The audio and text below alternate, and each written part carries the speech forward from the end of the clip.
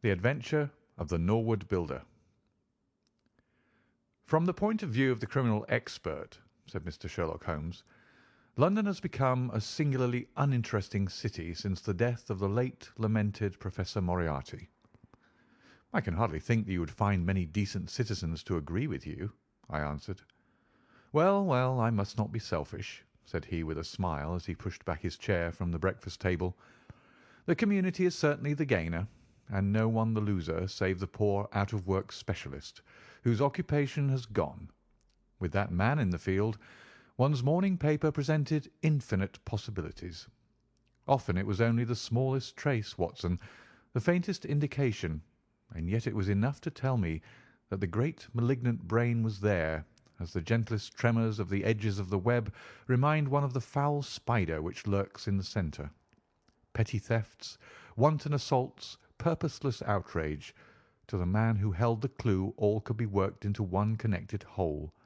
To the scientific student of the higher criminal world, no capital in Europe offered the advantage which London then possessed. But now— He shrugged his shoulders in humorous depreciation of the state of things which he had himself done so much to produce. At the time of which I speak, Holmes had been back for some months, and I, at his request, had sold my practice and returned to share the old quarters in Baker Street. A young doctor named Werner had purchased my small Kensington practice, and given with astonishingly little demur the highest price that I ventured to ask, an incident which only explained itself some years later, when I found that Werner was a distant relation of Holmes, and that it was my friend who had really found the money. Our months of partnership had not been so uneventful as he had stated, for I find, on looking over my notes, that this period includes the case of the papers of ex-President Murillo, and also the shocking affair of the Dutch steamship Friesland, which so nearly cost us both our lives.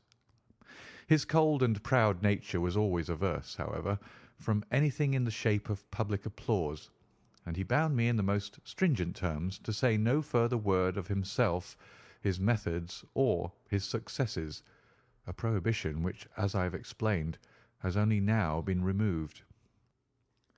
Mr. Sherlock Holmes was leaning back in his chair after his whimsical protest, and was unfolding his morning paper in a leisurely fashion, when our attention was arrested by a tremendous ring at the bell, followed immediately by a hollow drumming sound, as if someone were beating on the outer door with his fist.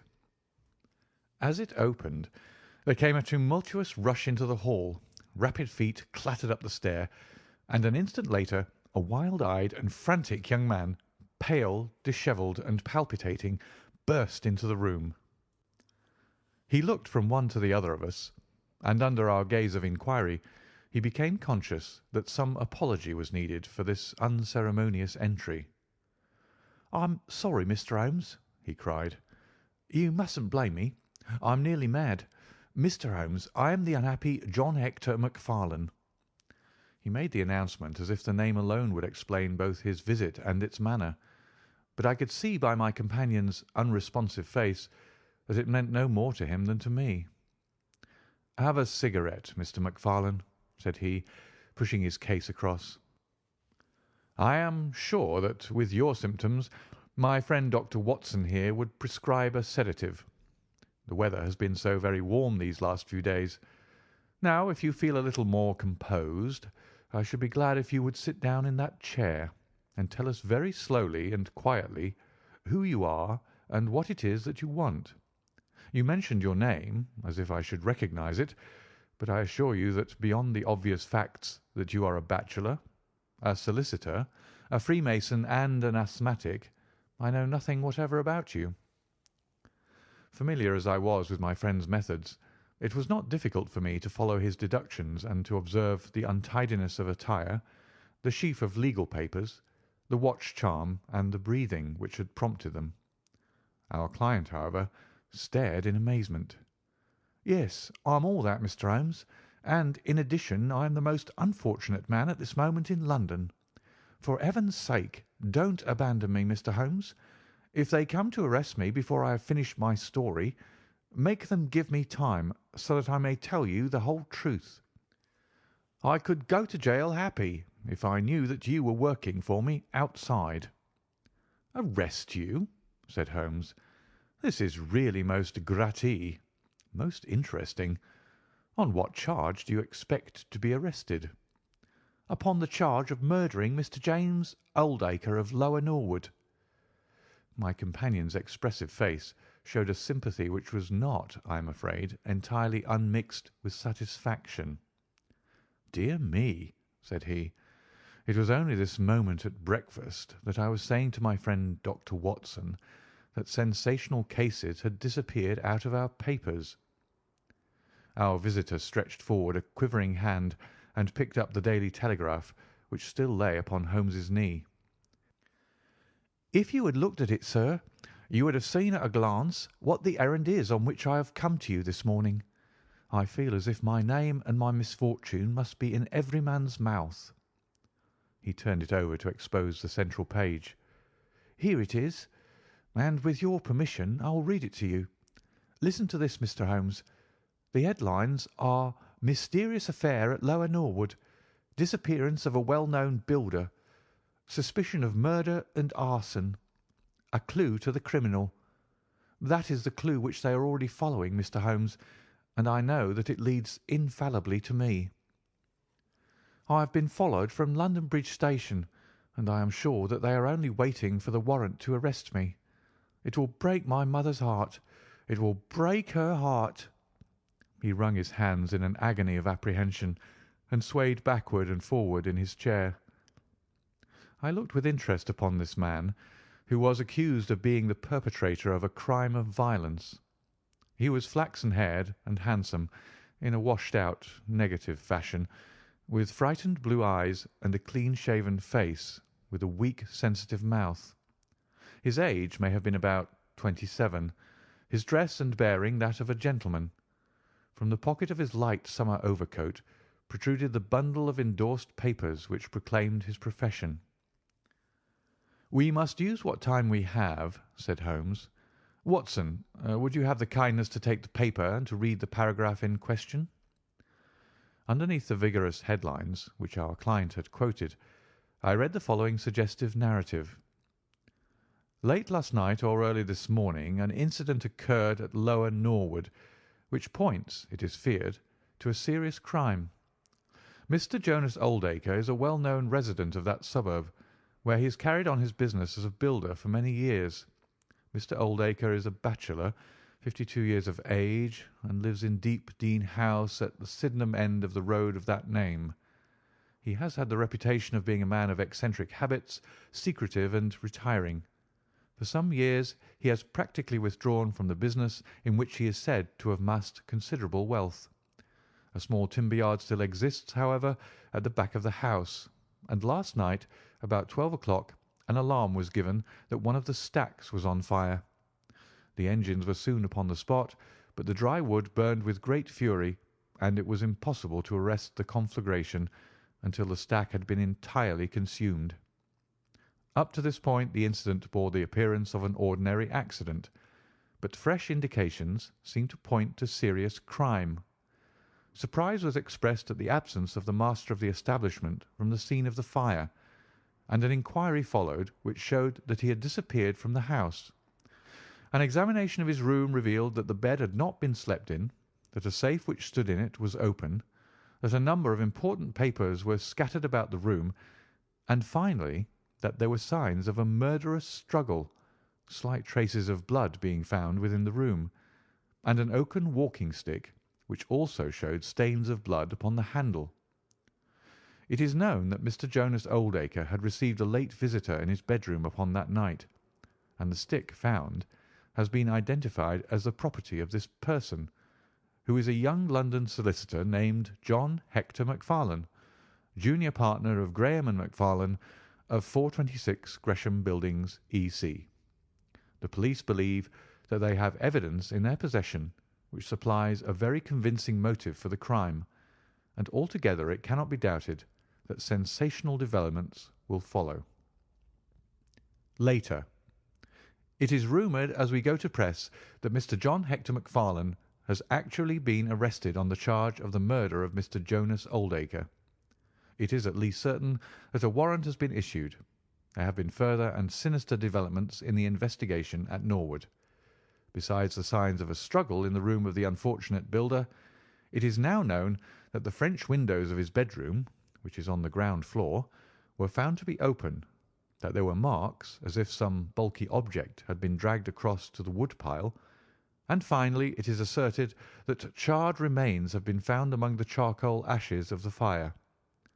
The police theory is that a most sensational crime has been committed, that the victim was clubbed to death in his own bedroom, his papers rifled, and his dead body dragged across to the woodstack, which was then ignited so as to hide all traces of the crime. The conduct of the criminal investigation has been left in the experienced hands of Inspector Lestrade of Scotland Yard, who is following up the clues with his accustomed energy and sagacity. Sherlock Holmes listened with closed eyes and fingertips together to this remarkable account. "The case has certainly some points of interest," said he in his languid fashion.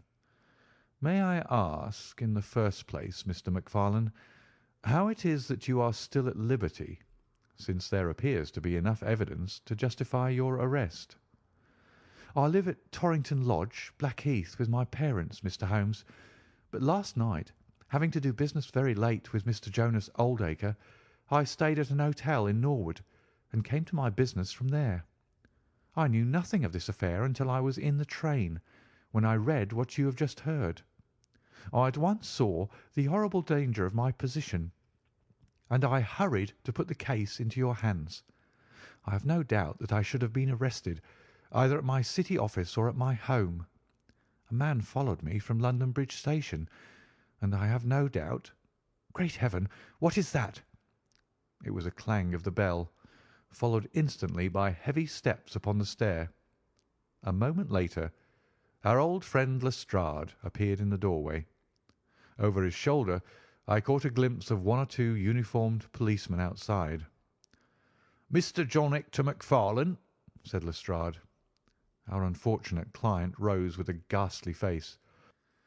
"I arrest you for the wilful murder of Mr. Jonas Oldacre of Lower Norwood." McFarlane turned to us with a gesture of despair, and sank into his chair once more like one who is crushed. "One moment, Lestrade," said Holmes.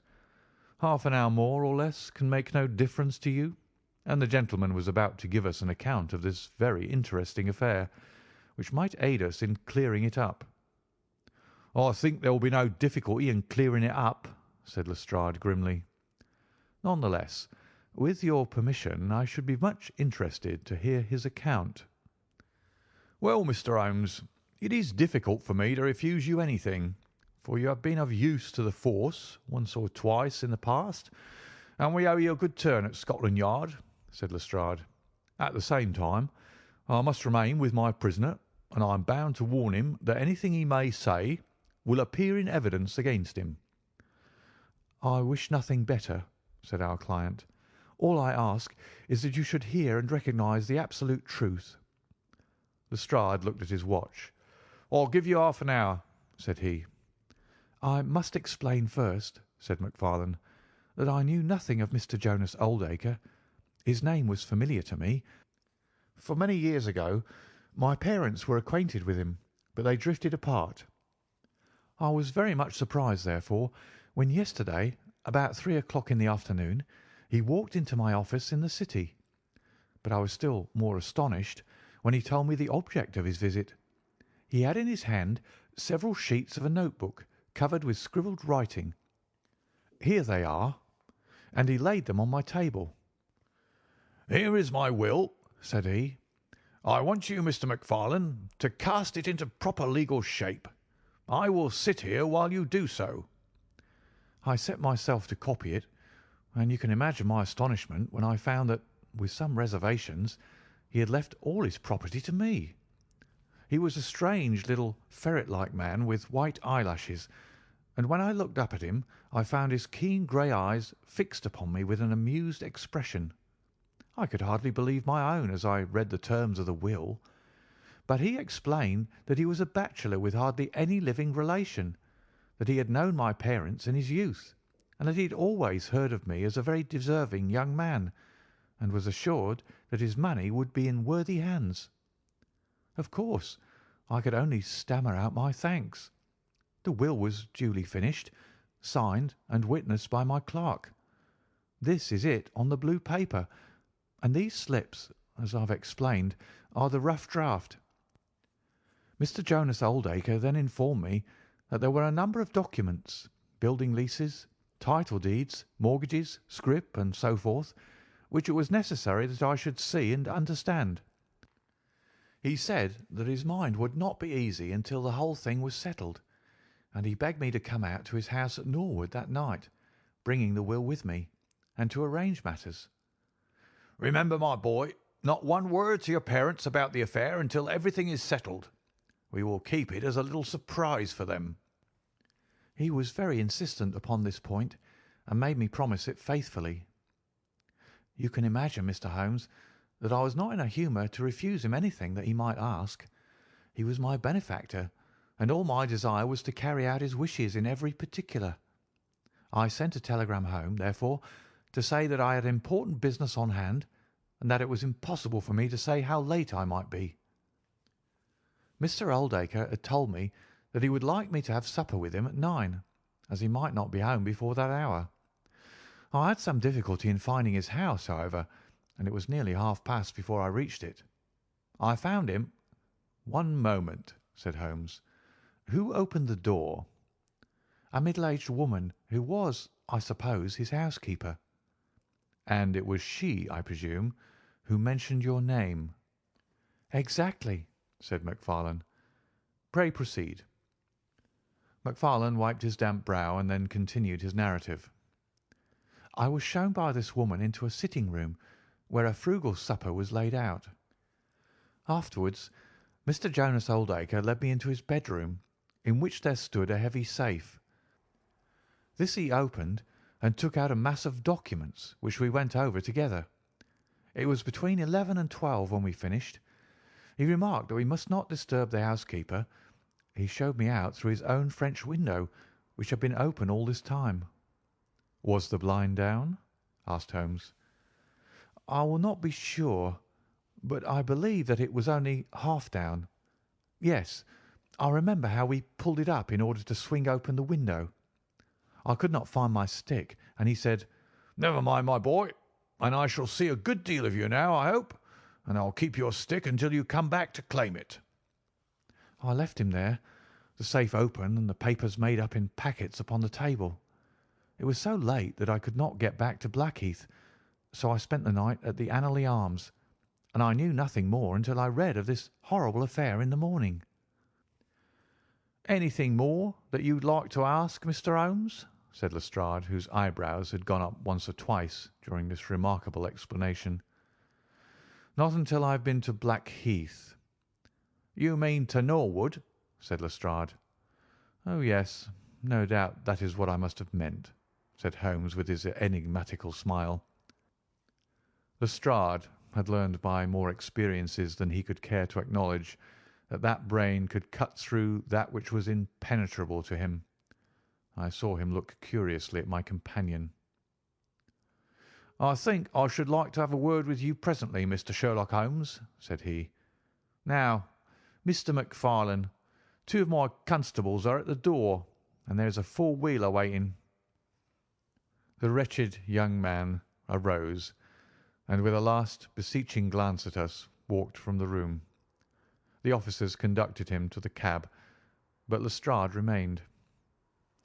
Holmes had picked up the pages which formed the rough draft of the will, and was looking at them with the keenest interest upon his face.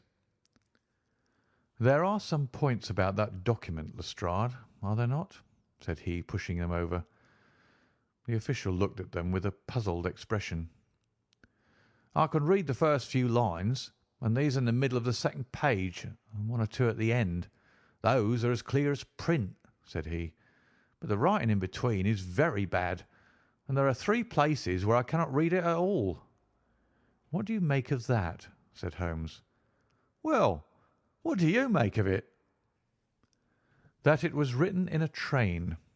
The good writing represents stations, the bad writing movement, and the very bad writing passing over points. A scientific expert would pronounce at once that this was drawn up on a suburban line, since nowhere save in the immediate vicinity of a great city could there be so quick a succession of points. Granting that his whole journey was occupied in drawing up the will, then the train was an express, only stopping once between Norwood and London Bridge. Lestrade began to laugh.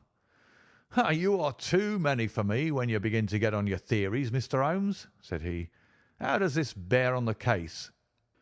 "Well, it corroborates the young man's story to the extent that the will was drawn up by Jonas Oldacre in his journey yesterday. It is curious, is it not, that a man should draw up so important a document in so haphazard a fashion? It suggests that he did not think it was going to be of much practical importance. If a man drew up a will which he did not intend ever to be effective, he might do it so." "Well, he drew up his own death warrant at the same time," said Lestrade. "Oh, you think so?" "Don't you?" "Well, it is quite possible, but the case is not clear to me yet." "Not clear?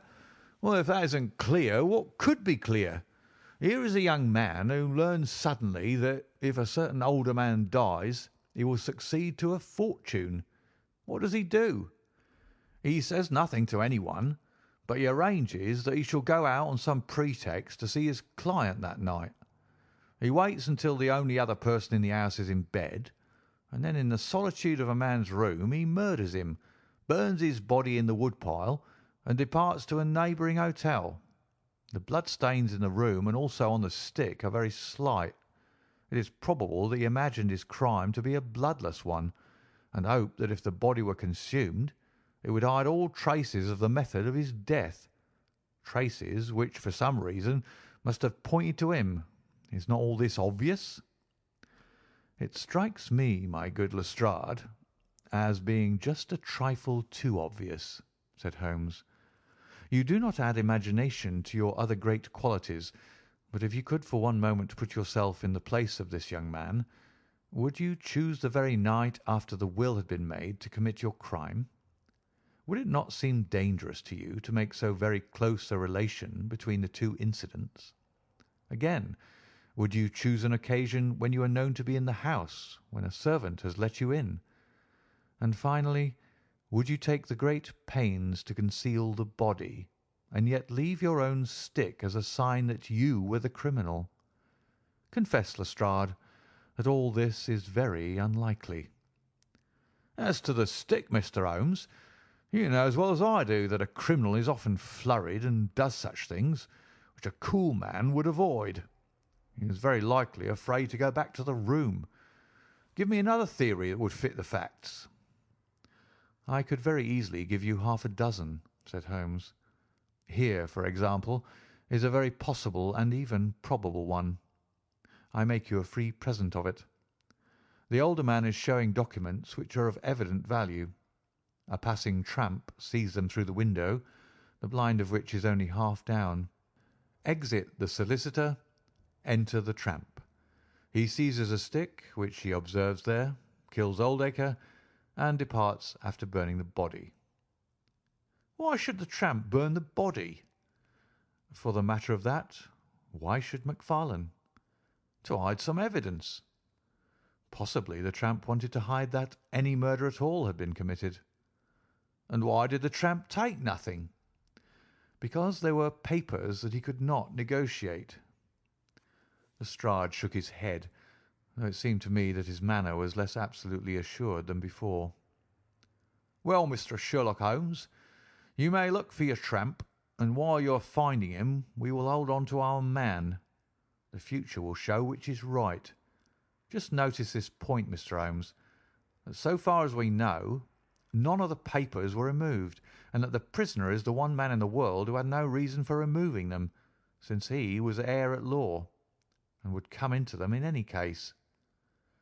My friend seemed struck by this remark. "I don't mean to deny that the evidence is in some ways very strongly in favour of your theory," said he. "I only wish to point out that there are other theories possible. As you say, the future will decide. Good morning.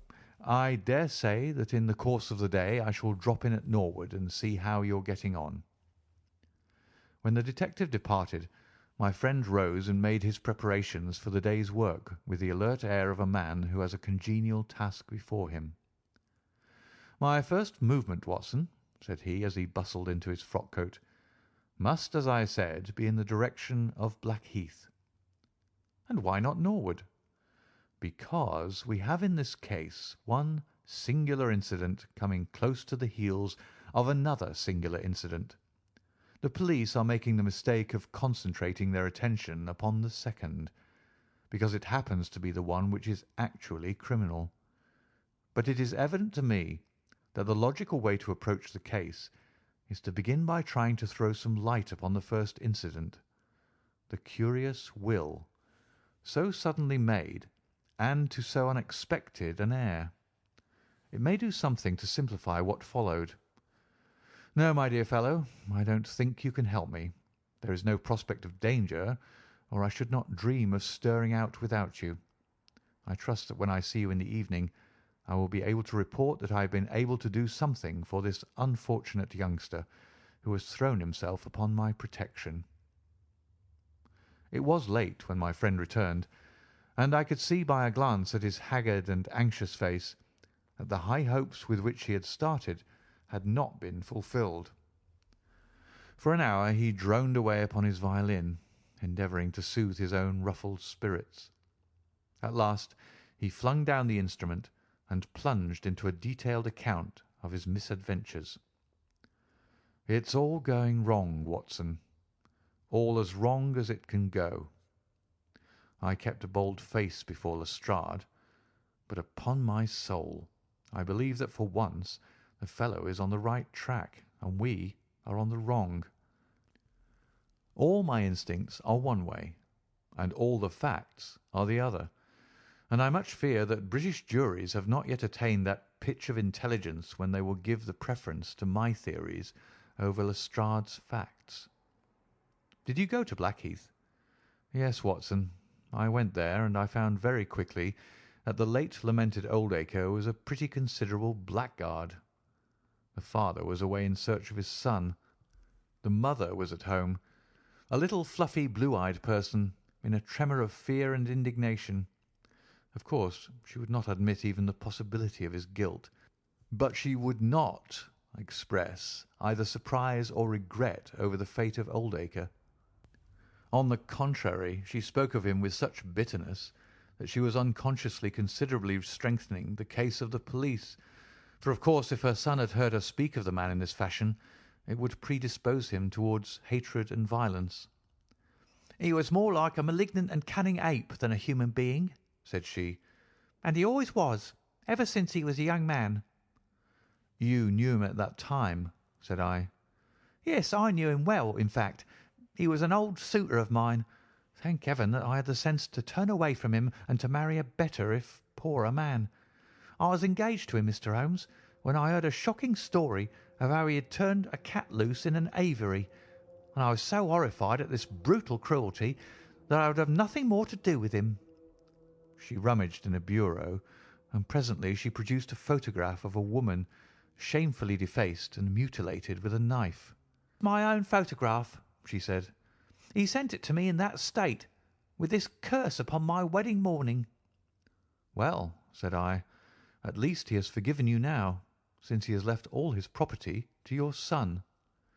"Neither my son nor I want anything from Jonas Oldacre, dead or alive," she cried with a proper spirit.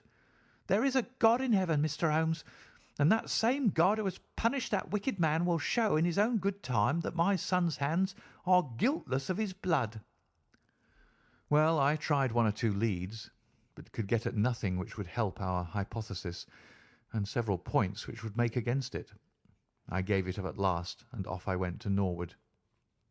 This place, Deep Dean House, is a big modern villa of staring brick, standing back in its own grounds with a laurel-clumped lawn in front of it. To the right and some distance back from the road was the timber yard which had been the scene of the fire. Here's a rough plan on a leaf of my notebook. This window on the left is the one which opens into Oldacre's room. You can look into it from the road, you see. That is about the only bit of consolation I have had to-day. Lestrade was not there, but his head constable did the honours. They had just found a great treasure trove. They had spent the morning raking among the ashes of the burned wood-pile, and besides the charred organic remains they had secured several discoloured metal discs. I examined them with care, and there was no doubt that they were trouser buttons. I even distinguished that one of them was marked with the name of Hyams, who was Oldacre's tailor. I then worked the lawn very carefully for signs and traces, but this drought has made everything as hard as iron. Nothing was to be seen, save that some body or bundle had been dragged through a low privet hedge, which is in a line with the wood-pile. All that, of course, fits in with the official theory. I crawled about the lawn with an August sun on my back, but I got up at the end of an hour, no wiser than before. Well, after this fiasco, I went into the bedroom and examined that also. The blood-stains were very slight, mere smears and discolorations, but undoubtedly fresh. The stick had been removed, but there also the remarks were slight. There is no doubt about the stick belonging to our client. He admits it. Footmarks of both men could be made out on the carpet, but none of any third person, which again is a trick for the other side. They were piling up their score all the time, and we were at a standstill. Only one little gleam of hope did I get, and yet it amounted to nothing. I examined the contents of the safe, most of which had been taken out and left on the table. The papers had been made up into sealed envelopes, one or two of which had been opened by the police. They were not, so far as I could judge, of any great value, nor did the bank book show that Mr. Oldacre was in such very affluent circumstances. But it seemed to me that all the papers were not there. There were allusions to some deeds, possibly the more valuable, which I could not find. This, of course, if we could definitely prove it, would turn Lestrade's argument against himself, for who would steal a thing if he knew that he would shortly inherit it? Finally, having drawn every other cover and picked up no scent, I tried my luck with the housekeeper. Mrs. Lexington is her name, a little dark, silent person with suspicious and sidelong eyes. She could tell us something if she would, I'm convinced of it, but she was as close as wax. Yes, she had let Mr. McFarlane in at 9:30. She wished her hand had withered before she had done so. She had gone to bed at 10:30. Her room was at the other end of the house, and she could hear nothing of what had passed. Mr. McFarlane had left his hat and, to the best of her belief, his stick in the hall. She had been awakened by the alarm of fire. Her poor dear master had certainly been murdered. Had he any enemies? Well, every man had enemies, but Mr. Oldacre kept himself very much to himself, and only met people in the way of business. She had seen the buttons, and was sure that they belonged to the clothes which he had worn last night. The wood-pile was very dry, for it had not rained for a month. It burned like tinder, and by the time she reached the spot nothing could be seen but flames. She and all the firemen smelled the burned flesh from inside it. She knew nothing of the papers, nor of Mr. Oldacre's private affairs. So, my dear Watson, there's my report of a failure. And yet, he clenched his thin hands in a paroxysm of conviction. I know it's all wrong. I feel it in my bones. There is something that has not come out, and that housekeeper knows it. There was a sort of sulky defiance in her eyes, which only goes with guilty knowledge. However, there's no good talking any more about it, Watson, but unless some lucky chance comes our way, I fear that the Norwood disappearance case will not figure in that chronicle of our successes which I foresee that a patient public will sooner or later have to endure. Surely, said I, the man's appearance would go far with any jury. That is a dangerous argument, my dear Watson. You remember that terrible murderer, Bert Stevens, who wanted us to get him off in '87? Was there ever a more mild-mannered Sunday school young man? It is true. Unless we succeed in establishing an alternative theory, this man is lost. You can hardly find a flaw in the case which can now be presented against him, and all further investigation has served to strengthen it. By the way, there is one curious little point about those papers which may serve us as the starting point for an inquiry. On looking over the bank book, I found that the low state of the balance was principally due to large cheques which have been made out during the last year to Mr. Cornelius.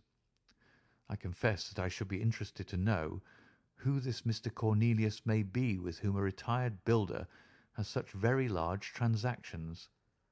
Is it possible that he has had a hand in the affair? Cornelius might be a broker, but we have found no scrip to correspond with these large payments.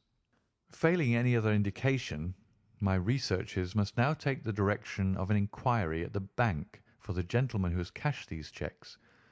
But I fear, my dear fellow, that our case will end ingloriously by Lestrade hanging our client, which will certainly be a triumph for Scotland Yard. I do not know how far Sherlock Holmes took any sleep that night, but when I came down to breakfast I found him pale and harassed, his bright eyes the brighter for the dark shadows round them. The carpet round his chair was littered with cigarette ends and with the early editions of the morning papers. An open telegram lay upon the table. "What do you think of this, Watson?" he asked, tossing it across. It was from Norwood and ran as follows: "Important fresh evidence to hand. McFarlane's guilt definitely established. Advise you to abandon case. Lestrade." "This sounds serious," said I. "It is Lestrade's little cock-a-doodle of victory," Holmes answered, with a bitter smile. "And yet it may be premature to abandon the case. After all, important fresh evidence is a two-edged thing, and may possibly cut in a very different direction to that which Lestrade imagines. Take your breakfast, Watson, and we will go out together and see what we can do. I feel as if I shall need your company and your moral support to-day." My friend had no breakfast himself, for it was one of his peculiarities that in his more intense moments he would permit himself no food, and I have known him presume upon his iron strength until he has fainted from pure inanition. "At present I cannot spare energy and nerve force for digestion," he would say in answer to my medical remonstrances. I was not surprised, therefore, when this morning he left his untouched meal behind him and started with me for Norwood. A crowd of morbid sightseers were still gathered around Deepdene House, which was just such a suburban villa as I had pictured. Within the gates Lestrade met us, his face flushed with victory, his manner grossly triumphant. "Well, Mr. Holmes, have you proved us to be wrong yet? Have you found your tramp?" he cried. "I have formed no conclusion whatever," my companion answered. "But we formed ours yesterday, and now it proves to be correct. So you must acknowledge that we have been a little in front of you this time, Mr. Holmes." "You certainly have the air of something unusual having occurred," said Holmes. Lestrade laughed loudly. "Ha! You don't like being beaten any more than the rest of us do," said he. "A man can't expect always to have it his own way, can he, Dr. Watson? Step this way, if you please, gentlemen, and I think I can convince you once for all that it was John McFarlane who did this crime." He led us through the passage and out into a dark hall beyond. "This is where young McFarlane must have come out to get his hat after the crime was done," said he. "Now look at this." With dramatic suddenness he struck a match, and by its light exposed a stain of blood upon the whitewashed wall. As he held the match nearer, I saw that it was more than a stain. It was a well-marked print of a thumb. "Look at that with your magnifying glass, Mr. Holmes." "Yes, I am doing so." "You are aware that no two thumb marks are alike?" "I have heard something of the kind." "Well, then, will you please compare that print with this wax impression of young McFarlane's right thumb, Taken by my orders this morning." As he held the waxen print close to the bloodstain, it did not take a magnifying glass to see that the two were undoubtedly from the same thumb. It was evident to me that our unfortunate client was lost. "That is final," said Lestrade. "Yes, that is final," I involuntarily echoed. "It is final," said Holmes. Something in his tone caught my ear, and I turned to look at him. An extraordinary change had come over his face. It was writhing with inward merriment. His two eyes were shining like stars. It seemed to me that he was making desperate efforts to restrain a convulsive attack of laughter. "Dear me, dear me," he said at last. "Well, now, who would have thought it? And how deceptive appearances may be, to be sure. Such a nice young man to look at. It is a lesson to us not to trust our own judgment, is it not, Lestrade?" "Yes, some of us are a little too much inclined to be cockasure, Mr. Holmes," said Lestrade. The man's insolence was maddening, but we could not resent it. What a providential thing that this young man should press his right thumb against the wall in taking his hat from the peg. Such a very natural action, too, if you come to think of it. Holmes was outwardly calm, but his whole body gave a wriggle of suppressed excitement as he spoke. "By the way, Lestrade, who made this remarkable discovery?" "It was the housekeeper, Mrs. Lexington, who drew the night constable's attention to it." "Where was the night constable?" "He remained on guard in the bedroom where the crime was committed, so as to see that nothing was touched." "But why didn't the police see this mark yesterday?" "Well, we had no particular reason to make a careful examination of the hall. Besides, it's not in a very prominent place, as you see." "No, no, of course not. I suppose there is no doubt that the mark was there yesterday." Lestrade looked at Holmes as if he thought he was going out of his mind. I confess that I was myself surprised, both at his hilarious manner and at his rather wild observation. "I don't know whether you think that McFarlane came out of jail in the dead of the night in order to strengthen the evidence against himself," said Lestrade. "I leave it to any expert in the world whether that is not the mark of his thumb." "It is unquestionably the mark of his thumb." "There, that's enough," said Lestrade. "I am a practical man, Mr. Holmes, and when I have got my evidence I come to my conclusions. If you have anything to say, you'll find me writing my report in my sitting-room." Holmes had recovered his equanimity, though I still seemed to detect gleams of amusement in his expression. "Dear me, this is a very sad development, Watson, is it not?" said he. "And yet there are singular points about it which hold out some hopes for our client." "I am delighted to hear it," said I heartily. "I was afraid it was all up with him." "I would hardly go so far as to say that, my dear Watson. The fact is that there is one really serious flaw in this evidence to which our friend attaches so much importance." "Indeed, Holmes, what is it?"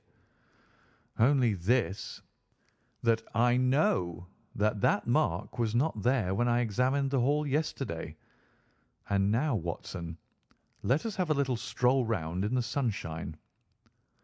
With a confused brain, but with a heart into which some warmth of hope was returning, I accompanied my friend in a walk round the garden.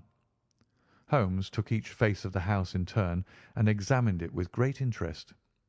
He then led the way inside and went over the whole building from basement to attic. Most of the rooms were unfurnished, but none the less Holmes inspected them all minutely. Finally, on the top corridor which ran outside 3 untenanted bedrooms, he again was seized with a spasm of merriment. "There are really some very unique features about this case, Watson," said he. "I think it is time now that we took our friend Lestrade into our confidence. He has had his little smile at our expense, and perhaps we may do as much by him if my reading of this problem proves to be correct. Yes, yes, I think I see how we should approach it." The Scotland Yard inspector was still writing in the parlour when Holmes interrupted him. "I understand that you were writing a report of this case," said he. "So I am." "Don't you think it might be a little premature? I can't help thinking that your evidence is not complete." Lestrade knew my friend too well to disregard his words. He laid down his pen and looked curiously at him. "What do you mean, Mr. Holmes?" "Only that there is an important witness whom you have not seen." "Can you produce him?" "I think I can." "Then do so." "I will do my best. How many constables have you?"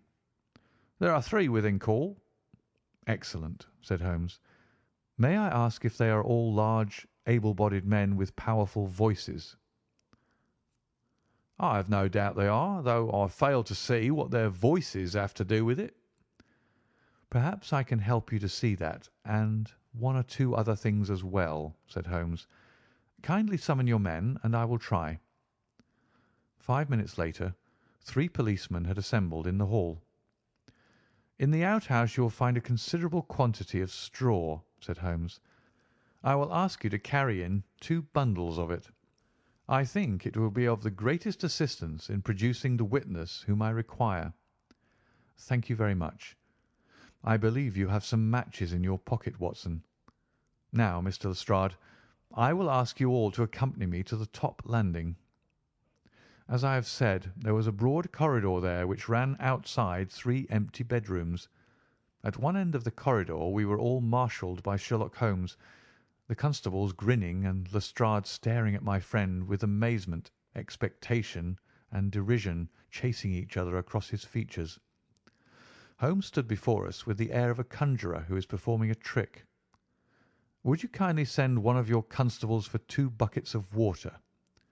Put the straw on the floor here, free from the wall on either side. Now, I think that we are all ready." Lestrade's face had begun to grow red and angry. "I don't know whether you're playing a game with us, Mr. Sherlock Holmes," said he. "If you know anything, you can surely say it without all this tomfoolery." "I assure you, my good Lestrade, that I have an excellent reason for everything that I do. You may possibly remember that you chaffed me a little some hours ago when the sun seemed on your side of the hedge, so you must not grudge me a little pomp and ceremony now. Might I ask you, Watson, to open that window and then to put a match to the edge of the straw?" I did so, and driven by the draught, a coil of grey smoke swirled down the corridor, while the dry straw crackled and flamed. "Now we must see if we can find this witness for you, Lestrade. Might I ask you all to join in the cry of 'Fire'?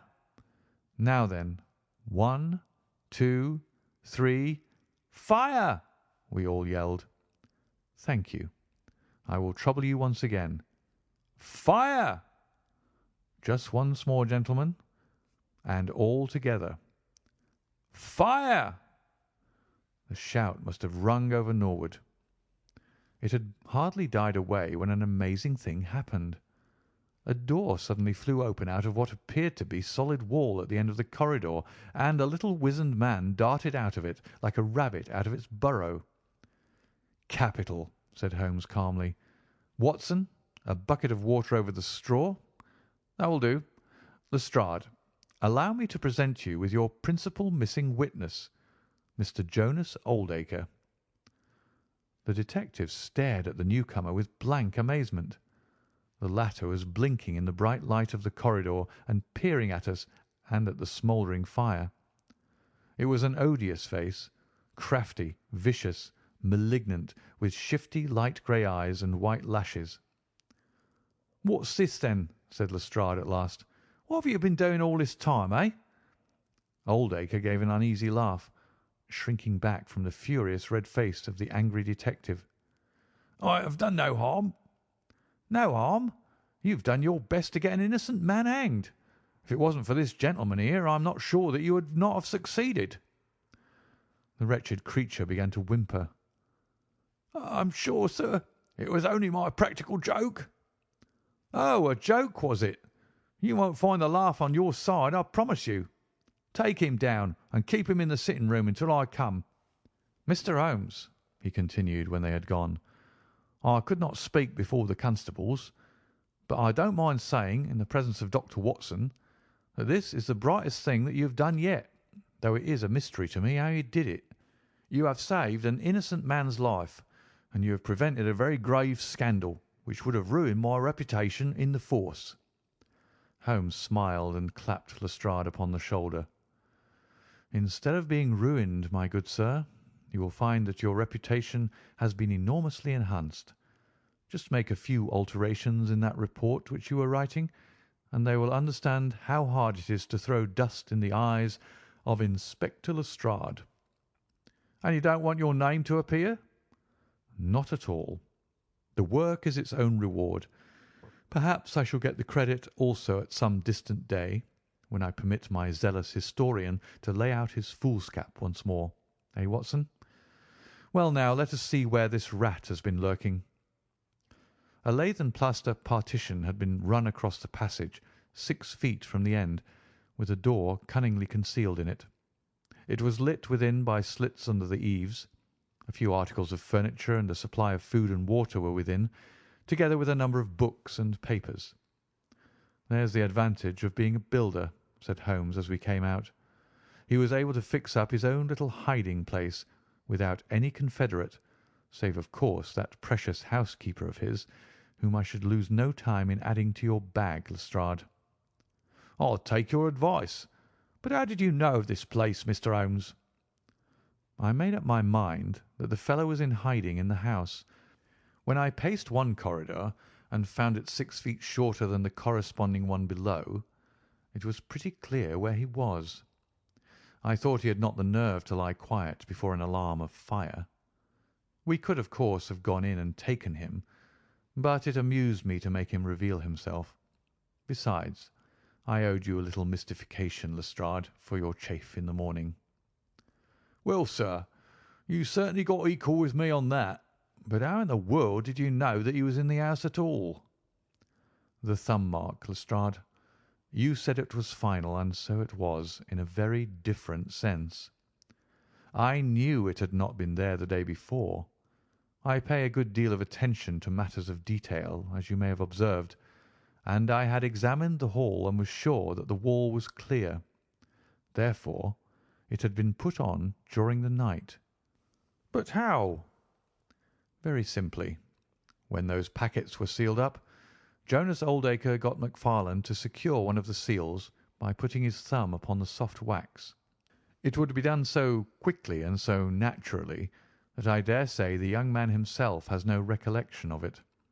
Very likely it just so happened, and Oldacre had himself no notion of the use he would put it to. Brooding over the case in that den of his, it suddenly struck him what absolutely damning evidence he could make against McFarlane by using that thumb mark.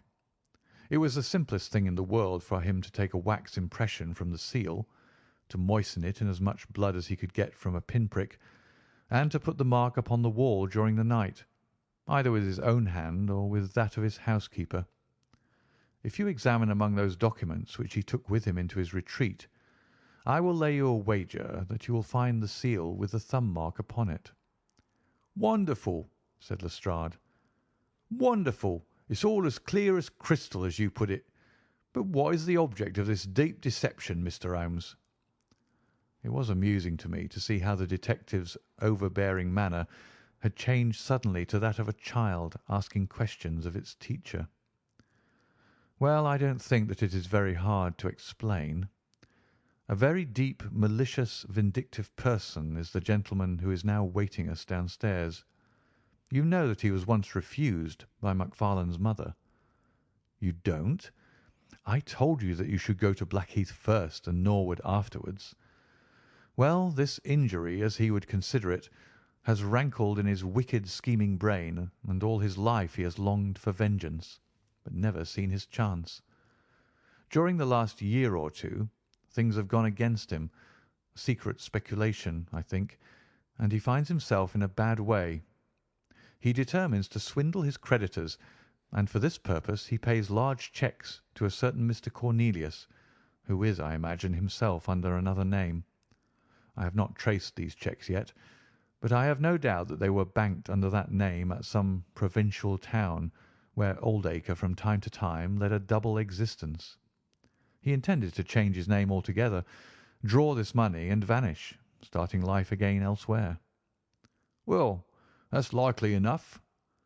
It would strike him that in disappearing he might throw all pursuit off his track, and at the same time have an ample and crushing revenge upon his old sweetheart, if he could give the impression that he had been murdered by her only child. It was a masterpiece of villainy, and he carried it out like a master. The idea of the will, which would have given an obvious motive for the crime, the secret visit unknown to his own parents, the retention of the stick, the blood and the animal remains and buttons in the woodpile, all were admirable. It was a net from which it seemed to me a few hours ago that there was no possible escape. But he had not that supreme gift of the artist, the knowledge of when to stop. He wished to improve that which was already perfect, to draw the rope tighter yet round the neck of his unfortunate victim, and so he ruined all. Let us descend, Lestrade. There are just one or two questions that I would ask him. The malignant creature was seated in his own parlour, with a policeman upon each side of him. "It was a joke, my good sir, a practical joke, nothing more," he whined incessantly. "I assure you, sir, that I simply concealed myself in order to see the effect of my disappearance, and I am sure that you would not be so unjust as to imagine that I would have allowed any harm to befall poor young McFarlane." "That's for a jury to decide," said Lestrade. "Anyhow, we shall have you on a charge of conspiracy, if not for attempted murder." "And you'll probably find that your creditors will impound the banking account of Mr. Cornelius," said Holmes. The little man started and turned his malignant eyes upon my friend. "I have to thank you for a good deal," said he. "Perhaps I'll pay my debt some day." Holmes smiled indulgently. "I fancy that for some few years you will find your time very fully occupied," said he. "By the way, what was it you put into the woodpile besides your old trousers? A dead dog, or rabbits, or what? You won't tell? Dear me, how very unkind of you.